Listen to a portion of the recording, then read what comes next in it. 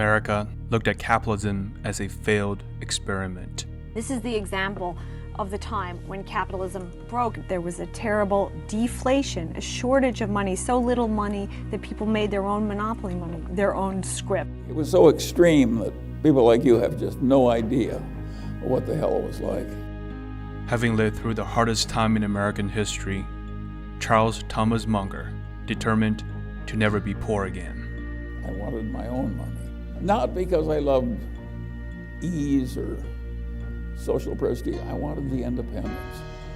But he never imagined that a half a century later, he would have built the greatest business empire in history, Berkshire Hathaway. After joining a small value investment fund by Warren Buffett, Charlie Munger made it scalable, eventually becoming one of the biggest and most admired companies in history. Charlie's the shy, reticent one of the pair, but Charlie is the best partner anybody could possibly have. We've been partners now for 60 years. He is the only one among our candidates for directors that received no negative votes this year.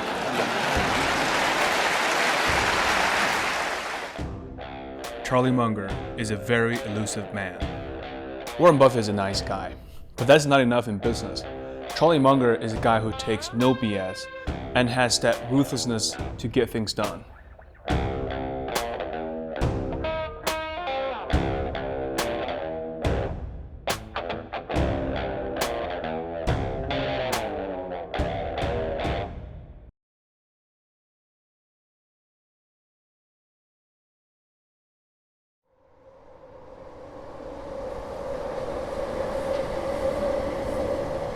Like Warren Buffett, Charlie Munger was born in a middle-class family in Omaha, Nebraska. If you think about the pioneers who settled the West, they had kind of this wanderlust, adventuresome spirit. These were the kinds of traits that were passed down through the generations. The South and the Midwest, the researchers found, are very high in extroversion, agreeableness, and conscientiousness. Charlie Munger was born in the roaring 20s. His grandfather was a federal judge, and his father was a lawyer. Paternal grandfather was the only federal judge in Lincoln, Nebraska, the capital city of Nebraska. And he was a brilliant man. He'd risen from nothing. From a young age, Munger understood in order to make money, there must be a value exchange. He started raising and trading hamsters. Not enough kids are willing to work for free or very little to learn. Getting your hands dirty under your fingernails, it's the game. But his happy childhood was interrupted by the Great Depression. To make ends meet, everyone in the Munger household had to work, including the young Charlie. Charlie Munger got a job at Buffett's family grocery store, where he labored 12 hours a day to make $2. It is during this period of his life, Munger developed a strong work ethic and appreciation for money. Most of my schooling was in the Great Depression, but that means I'm one of the very few people that's still alive who deeply remembers the Great Depression. That's been very helpful to me. In those days, there were all kinds of people, most of my family, for they believed in hard money based on gold and not much welfare and so on and so on. So that I was raised among fairly backward people by modern standards. But they were backward in kind of a self-reliant way that I think was helpful. Munger enrolled in University of Michigan to study math. When I was young, I could get an A in any mathematics course without doing any work at all. I was choosing what for me was the easiest way to think about what I wanted to do instead of what somebody else wanted me to do. Sunday, December. Shortly after Munger started college, World War II broke out. A state of war has existed between the United States and the Japanese Empire. The surprise attack at Pearl Harbor forced many young men out of college and into the military service, and Charlie Munger was no exception.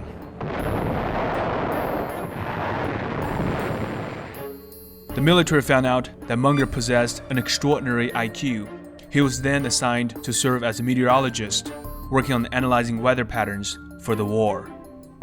It was a very empirical science in those days. We just made weather maps, which laid out the weather on the map. And then we stacked up those maps and And by looking as one followed another, you could see where the weather systems were moving. And that's the way we were predicting the weather. While taking a physics course to prepare for his deployment, he learned to think like a physicist. Physicists like to think in terms of fundamentals. They're very cautious about their assumptions. Surprisingly, this is very similar to Buffett and Munger's way of thinking. They seem to stick to business fundamentals and logic.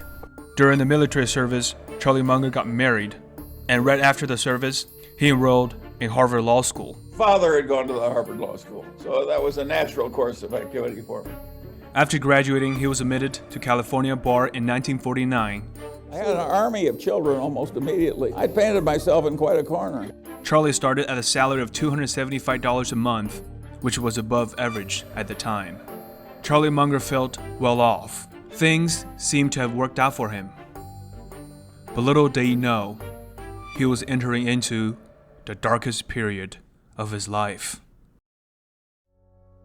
Like many young men in those days, Charlie Munger married early. Divorce in the 1950s was still frowned upon. As the marriage ended with his first wife, Munger wanted to minimize the damage it had caused to their children. Just as Munger was healing from his divorce, tragedy struck again. His son Teddy Munger was diagnosed with leukemia. In those days, it was a death sentence.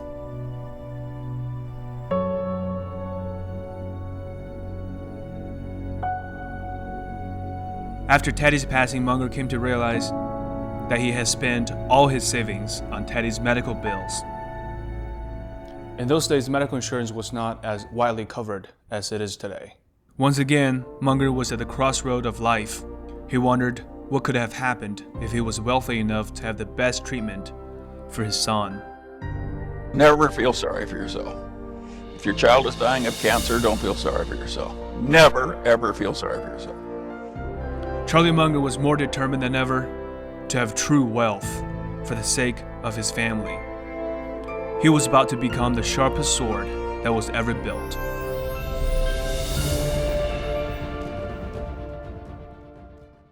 Unlike lawyers today, practicing law in the 1950s is not the best way to become wealthy.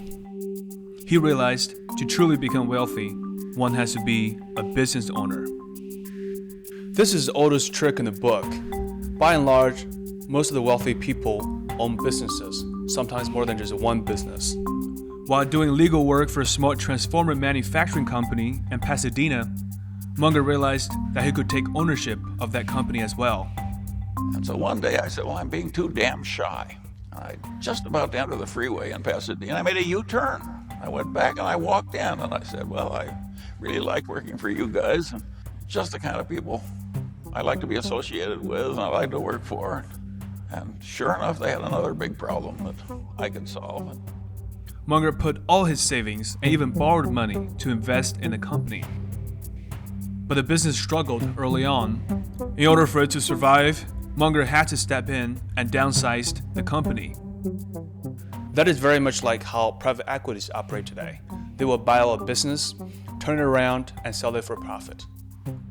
Munger considered this company a bad business, but he still managed to make a respectable return in the end. This experience has taught him a lesson that became the foundation for how he invests. He realized that it's so much easier to buy good businesses than trying to fix broken ones. I have a habit in life, which is I look at it and I observe what works and what doesn't. And I'd seen so many idiots get rich in easy business. Naturally, I wanted to be in an easier business. Armed with this valuable lesson, he was ready to invest in wonderful businesses. But what Munger didn't know was that he would soon make his first million in real estate.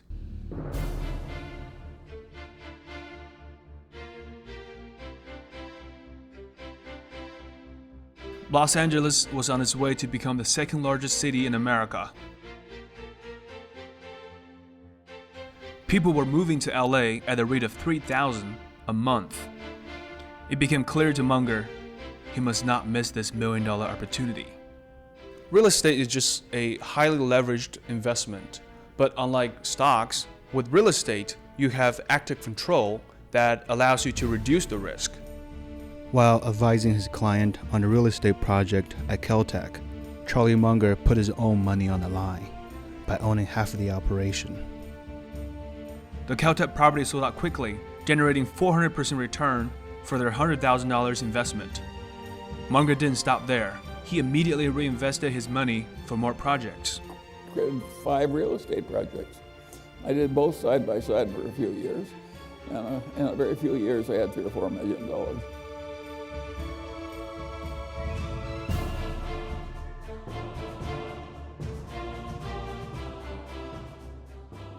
Even to this day, Charlie Munger was very involved in real estate. He built Munger Science Center at Harvard. Surprisingly, all this time, Munger was still holding a steady job as a lawyer. It goes to show how risk-averse Munger really was at that time. Although the real estate had made Munger millions, he stopped after just 5 projects. Munger now wanted to make money without having to involve too much debt. Debt is not always bad. If you have the education, the self-control, and the persistence to make smart, educated risks, then borrowing money could be like playing a very good game of offense. Munger seized a great opportunity and made millions. We see that a lot with millionaires and billionaires. They start out by speculating and taking a lot of risks, but once they make their first million, they start to play it safe by investing instead of speculating. Using his connections, he started an investment company with his friend and a legal client. After they bought a seat at the Pacific Exchange, Wheeler, Munger and Company's main business was brokerage and market making. Market making by its name is just about creating a market for buyers and sellers to trade. When there are a small number of buyers and sellers, it may not be possible to buy and sell the product. Hence, the market is illiquid. The market makers simply try to make money from the bid-ask spread by providing transactions, which creates more liquidity. Munger realized he could use the profit from the business to invest in other companies. He was acting like a true hedge fund manager at that time. They bought small companies such as a cart wash machine manufacturer, even invested in some cart loans. Unlike other investors at that time, Munger's strategy was so concentrated in small growth companies. His portfolio was very concentrated in small cap companies. As a result, his performance was very volatile. But over the long term, he has much better performance than most people. By 1974, when the partnership dissolved, it has turned an average annual return of 24.3%, making Munger's $5 million. Remember, this is the 70s. Being a millionaire in the 70s is very different from today.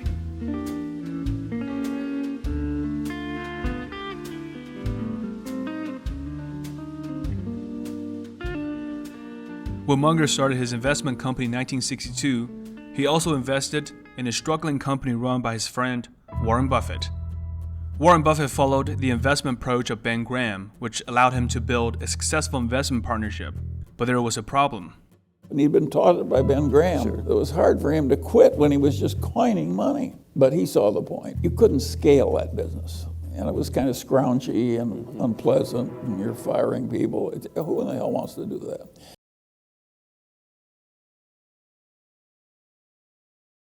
Did I ever tell you about the horrible experience I had at the Blue Chip Redemption Center here in California?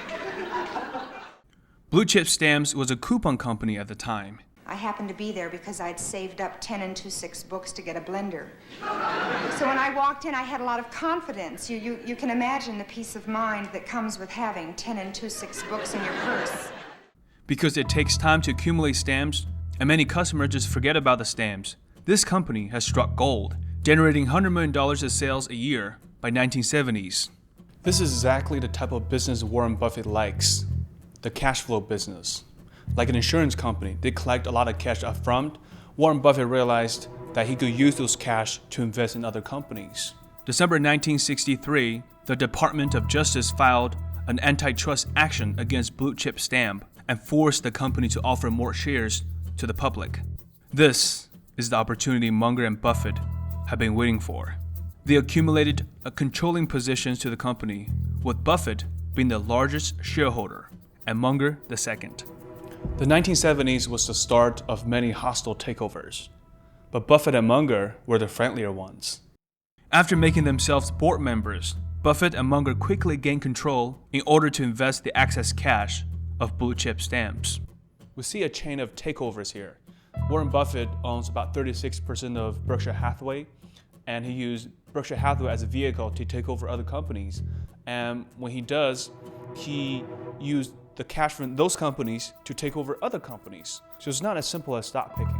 Using blue chip stamps cash, Munger and Buffett invested in a small candy store in California called See's Candies. The business is extraordinarily good in a very small niche, but we put $25 million into it, and it's given us over $2 billion pre-tax income, well over $2 billion, and we've used it to buy other businesses. But initially, See's Candies' plan of expansion faced a great challenge that Buffett didn't quite anticipate: the copycats. In 1973, Russell Stover's Candies decided to put on a campaign and try to beat See's Candies at his own marketplace. They put in stores that look exactly like See's, called Mrs. Stover's. Facing such a threat, the CEO of See's Candies, Chuck Huggins, turned to the only person who was capable of handling such a matter: Charlie Munger. Charlie Munger dealt with Stover's Candies with an iron fist. My partner, Charlie Munger, he says, whenever we have a problem, you attack it immediately. He says an ounce of prevention is worth a ton of cure. And we've seen that time after time. He assembled a team of best lawyers and went after Stover Candies like mercenaries. They were ready to go to war. It worked. Stover Candies got scared and immediately backed off. Even more, no other candy store dared to do the same.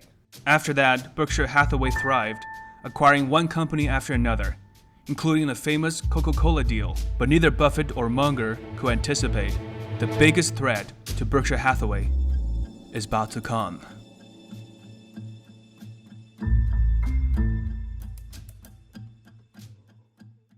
The business of Berkshire Hathaway is extremely unique. Today it owns a large number of separate businesses. They also have their own subsidiaries. If it weren't for Munger's model, Berkshire Hathaway would have had trouble scaling up. But it may have reached its limit. I mentioned earlier that 1954 was my best year, but I was working absolutely with peanuts, unfortunately. And I think if you work with small sums of money, I think there is some chances of people that really do bring something to the game. But I think it's very, very hard for anybody to identify them. And I think that when they work with large funds, it gets tougher. It's certainly gotten tougher for us with larger funds, and I would make no promise to anybody that we will do better than the S&P 500. Warren Buffett has talked about in the past that this is an advantage that individual investors have over Berkshire Hathaway, that they can invest in things and it'll make a huge difference as opposed to Berkshire Hathaway. So really they have to kind of look for these really big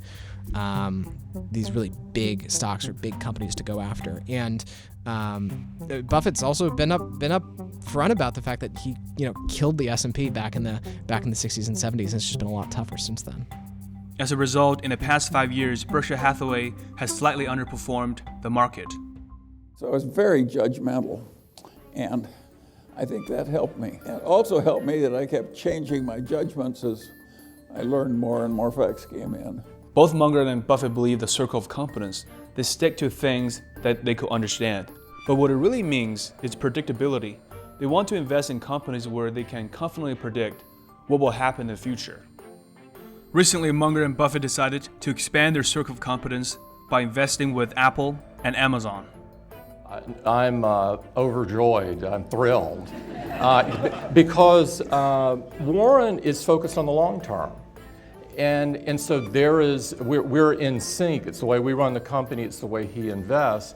And so I could not be happier. Well, I think they start to realize that these tech companies start to behave like the kind of company that they liked, with predictable cash flows and a moat around them.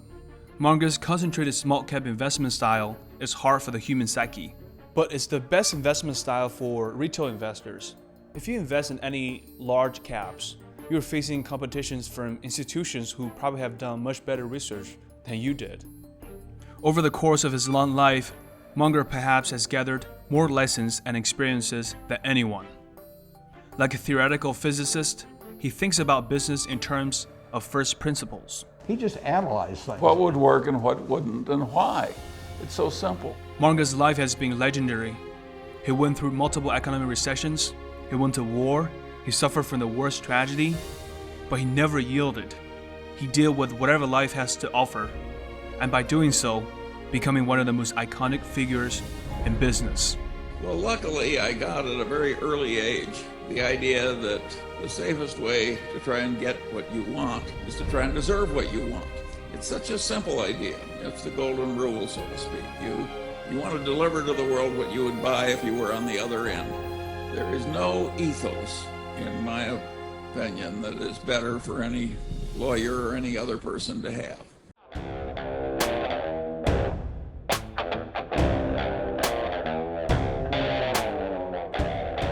I can take you to heaven. I can save your soul. I can promise forever.